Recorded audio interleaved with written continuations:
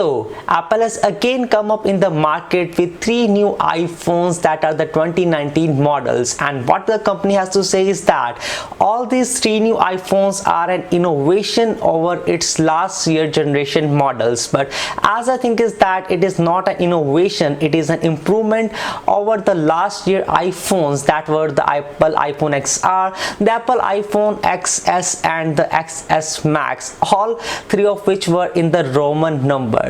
No doubt this year iPhones have skipped the Roman numbers for the simple plain names that are the Apple iPhone 11, the Apple iPhone 11 Pro and the Apple 11 Pro Max. But are the Pro naming which are included in the upper higher end models justifies the price tag? I will tell you all about this in this video. So hey there guys, my name is Anshul and you're watching my YouTube channel hipu.com.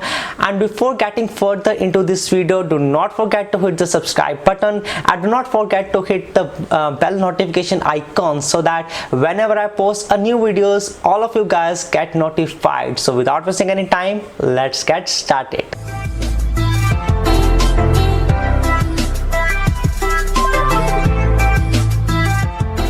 First of all, I must say that I will divide this review into 2 categories. The first one will be the one from the Apple iPhone 11 and the other will be in the Max Pro and the Pro variant. So there are generally 5 pillars which make a smartphone a really great one. That is the build quality, the cameras, the display, the battery and the performance. So first of all, talking about the build quality on the Apple iPhone 11. So here I must say that the build quality is quite similar to the one that we have seen in the predecessor, that is the Apple iPhone XR.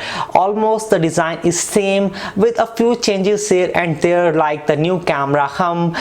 There is the same old aluminum glass design, and this is again the toughest glasses that Apple has put ever on an iPhone. Rest than that, there is a new placement of logo that is shifted quite downward. I am quite skeptical about this new design on the back that is made up of a single glass. I think that the total cost of repairing of these new iPhones would be even higher than what we have seen in the past. So there is one more thing, that the plain iPhone text which used to exist on these on the iPhones has now gone. And also I must say that Apple is also innovating on the colors of the Apple iPhone 11. So here is the new iPhone purple lavender color, and also there is a new green color. Now speaking about the other thing, that is the second thing on the Apple iPhone 11 is the display quality. So the smartphone costs around 65,000 rupees INR in India, and at this price I think that I have to nitpick that the iPhone 11 has just got an HD resolution. That in my opinion is not a fair thing to do. I know that it is the cheapest iPhone offering, and they could have give an full HD plus display that would have the same liquid retina technology, but I don't know that what Apple has to do with the insiders, why they are not bumping up the resolutions on their still not so cheap iPhone in India. Anyways, the display on the Apple iPhone 11 is still a 6.1 inches display. It is the same all liquid retina technology. A lot of users will not be able to pick up a difference between the HD resolution and the full HD resolution because of the high calibration of Apple's engineer on these new iPhones. So the true on display technology is still there, the haptic touch feedback is still there. So now talking about the other thing, that is the third pillar, that is the camera department. So cameras are really important on both the iPhones. I must say 3 of the iPhones. The regular iPhone 11 uses 2 camera lenses and it skips over the telephoto lens. The main camera is still a 12 megapixel sensor. The cameras are highly calibrated and it comes with an f1.8 aperture. It is a bigger larger sensor with 100% of pixel focus range, and it has got the same old 6-speed lens. So I think that the camera in general would be a great improvement on this one. The other camera, that is the secondary camera on this smartphone, is the ultra wide angle camera. So that is something I really liked about the LG smartphones in the past, and because now Apple also has this technology just like the Samsung Galaxy S10, the Note 10, the Huawei. So I'm really excited to test the ultra wide angle cameras on these Apple phones. So it is the 12 megapixel camera with 120-degree of field of view, and the focal range is about f2.4. so I would like to see f2.0 or f1.8 apertures with the ultra wide angle cameras in the future, but the way Apple has done the calibration of the colors on these iPhones and the way they detailed everything about that, how the camera works when this switches, is a great thing. The way the software is engineered, it does not lose details when one switches from one of the cameras, that may be the normal lens, to the wide angle camera lens, and the vice versa.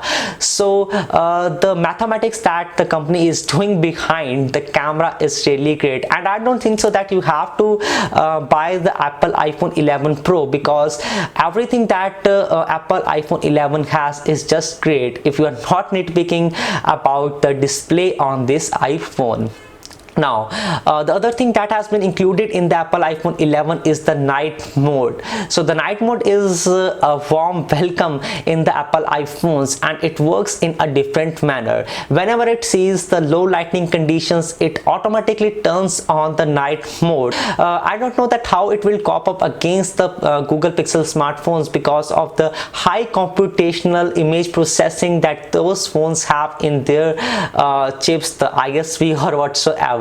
But the iPhone is a big brand by Apple, and I think that Apple would justify, if not better, then it would be equivalent to the Pixels that we have right now in the market.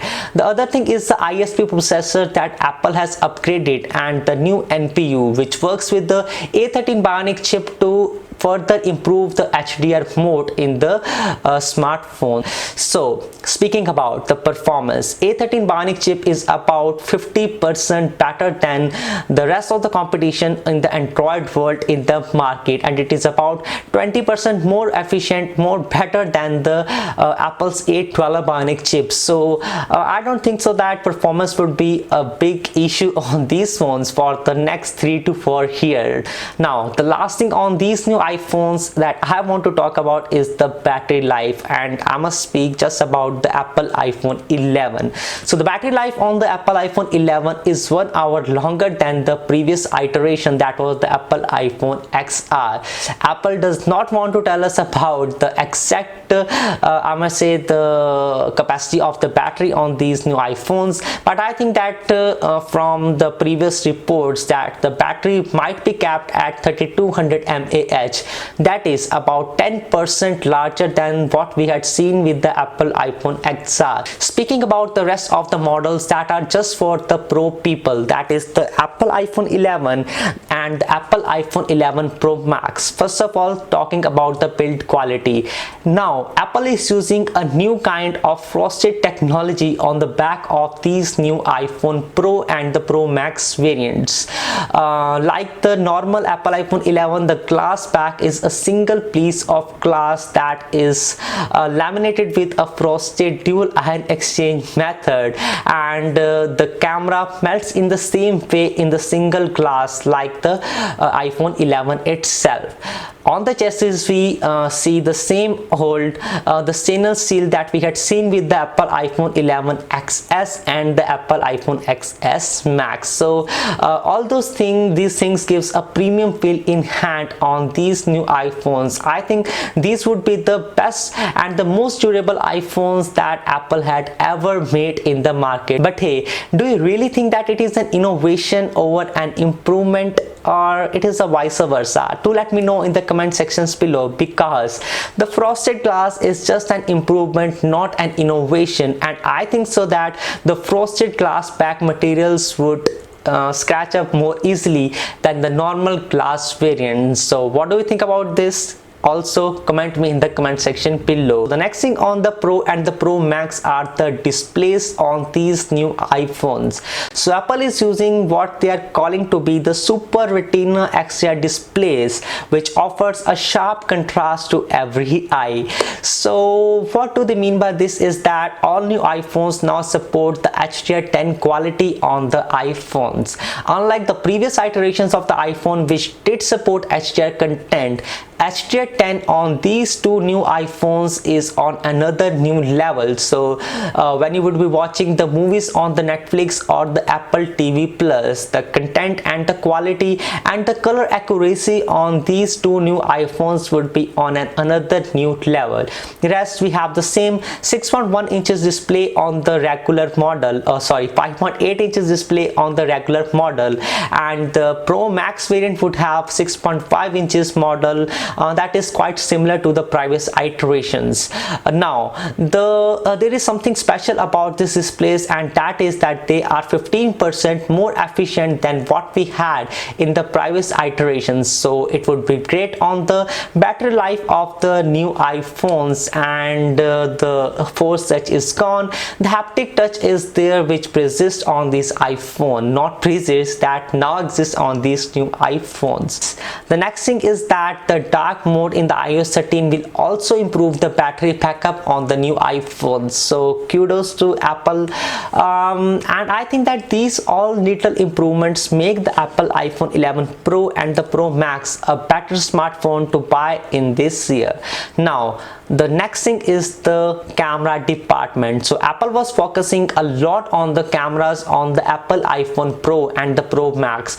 The two cameras which are discussed in the iPhone 11 are still there on the Pro and Pro Max, plus there is an additional telephoto lens, and this time it is the one that comes with f2.0 aperture. So they shifted from f2.4 to f2.0. That is the only difference in the telephoto lens on this smartphone. It is the same old 12 megapixel camera, and I don't know that what the final results would be, but as Apple is saying that the new neural processing engine, the new smart HDR works, the new iPhones will have a great computational photography against the rest of the iPhones. The night mode would exist, and there would be also a new feature that would be coming on the Apple iPhone 11 Pro and the Pro Max, and that is deep fusion. So Apple will bring this feature at the end of this year, and what it would do is that before taking a photograph, it will take 4 photographs of you in advance and 4 in the period after that. So in between there would also be a long exposure shot, just like the camera does in the night mode. So after combining pixel by pixel and selecting the best ones, it will create an image that will not lose on the quality. So it is quite gimmicky. It uses the AI, the neural engine, the ISP, and the powerful A13 chip to bring out all those performance upgrades on the iPhone Pro and Pro Max. Only the time would tell us that how this feature would do against the Pixel 4's camera that is anywhere around the corner. And I think that Apple has to bring this feature before the Pixel 4's announcement, so that they might be able to push more sales of the Pro and the Pro Max. Now talking about the performance, there is nothing different from the iPhone 11. Might be these two new iPhones have 6 GB of RAM in comparison to 4 GB on the iPhone 11, but Apple says nothing about all these features, and we still have to see till iFixit tears down the iPhones and tell us about the actual components on these iPhones. Now the battery life. So the biggest upgrade in the Pro variants of the Apple iPhone 11 and the iPhone 11 Pro is the battery life. The normal iPhone 11 Pro lasts up to 4 hours longer than the XS, that was the regular variant in the past, and the Pro Max will last up to 5 hours more than the iPhone XS Max. So I think that the battery life would be great combined with the dark mode, 15% more efficient screen on these new iPhones, and it is just an upgrade, an improvement, not an innovation. Apple, you had to do something really great this year around to compete against the smartphone brands like Samsung's and the Huawei's. So my final decision, my final verdict, and my final words on these iPhones is that all three iPhones are a minor improvement over its predecessors. It has a faster processor, slightly more versatile cameras, the same old displays with a minor improvements in the battery life, but all the pro grade features that I was expecting are not present on this iPhone. So there could have been a variable refresh rate on the screens up to 90 or 120 Hz that is missing on the pro variants of the iPhones, and there could also have been better wireless technology with up to 20 watt of fast wireless charging that is also missing. There is no reverse wireless charging on these all new iPhones, which is also a thumbs down. There is no headphone jack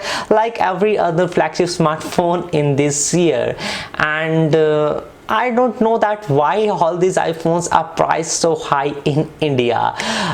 In the foreign markets like in Canada, in US, also you have to pay a lot of taxes. Like the entry-level iPhone 11 Pro would cost around $1,400 or $1,300 in Canada, and in India it costs nearly around $1,800 if I do the calculation. So I don't know that what Apple plans to do in the near iPhones, in the future iPhones. There is no 5G variant of the iPhones, where companies like Samsung is bringing the 5G in even the the cheaper A90 variant. So I think that Apple had to work a little bit more harder, and they should have removed the innovation tagline when they did not innovate on anything on these iPhones. Still, don't get me wrong, as all three new iPhones which Apple had released this year are a great phone. They will sell out like hot cakes, and the battery performance and the overall general performance of the A13 Bionic chip would be better than any other smartphone in the market. Plus, you get 5 years of software support on these new iPhones like any other iPhone, and you all know that the software on the iPhones are more polished than the Android variant. So that was all about in this video. I hope you liked it. If you liked it, do not forget to hit the subscribe button, and do not forget to hit a thumbs up, and do press the bell icon so you never miss a video by my side. That's me, Anshul, signing off. Thanks for watching, and I will see you in the next one.